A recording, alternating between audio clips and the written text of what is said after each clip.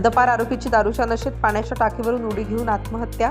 हद्दपार आरोपी राज दर्याप्पा यादव वय 22 वर्ष, चिंतामणीकर झोपडपट्टी आरटीओ ऑफिस जवळ सांगली, मूळ राहणार कवठे महांकाळ यांनी माळ बंगला येथील पाण्याच्या टाकीवरून उडी घेऊन आत्महत्या केली। त्याने दारूच्या नशेत हे कृत्य केलं असावं असा प्राथमिक अंदाज संजय नगर पोलिसांनी वर्तवलाय।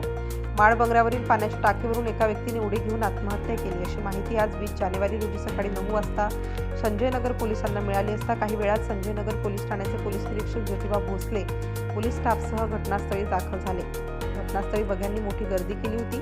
पोलिसांनी प्रथम गर्दी हटवून मृतदेहाची शहानिशा केली असता मृत व्यक्ती हा हद्दपार आरोपी राज यादव असल्याचे समजले। पंचनामा करून मृतदेह उत्तरीय तपासणीसाठी सांगली शासकीय रुग्णालयात हलवण्यात आला।